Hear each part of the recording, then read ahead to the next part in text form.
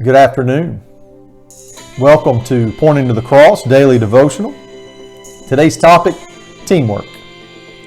Philippians chapter 1 and verse 27 tells us, "Only let your conduct be worthy of the gospel of Christ, so that whether I come and see you or am absent, I may hear of your affairs, that you stand fast in one spirit and with one mind, striving together for the faith of the gospel."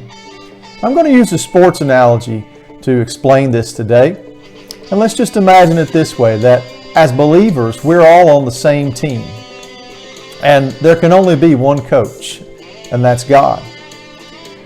And in the first part of this verse, Paul says this. He says he wants us to make sure that our conduct is worthy of the gospel. Every team that I ever played on had a standing rule. Don't do anything that's going to bring embarrassment to your team or the school you represent. One of my old college coaches, every time we went on a road trip, would tell us the same thing. If you do something stupid and embarrass us, I'll put you on a dog back home. And of course, he was referring to a Greyhound bus. And we have to be very vigilant about the things we say and do, because they can hinder our witness to the world. Then Paul takes it further and makes a statement about character. He said, "Whether I come and see you or am absent." You know, there's an old saying that says that character is who you are when nobody's looking.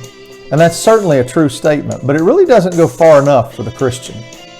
God sees and hears all the things that we do. All right, those are the things we shouldn't be doing. And then he knows what we're not doing, the things that we should. So I think the overall point of Paul is twofold. Number one, don't ruin your witness with your conduct.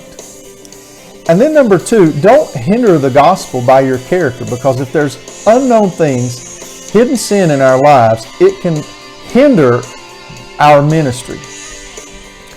So let's go back to my example. That team, that coach, we were in a tournament, and we had advanced to the championship game to play the number one team in the nation. The night before the game, 3 guys broke curfew. And we all wondered what the coach was going to do. Well, they didn't play. And we lost by 1 point in double overtime. Their conduct affected the achievement of our team.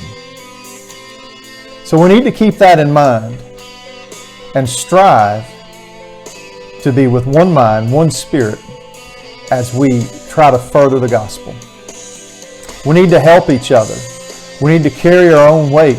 We need to restore each other with love when we mess up. And we need to be ever mindful of our ultimate goal of winning people to Jesus Christ in our daily lives, and never ever do anything to hinder that goal.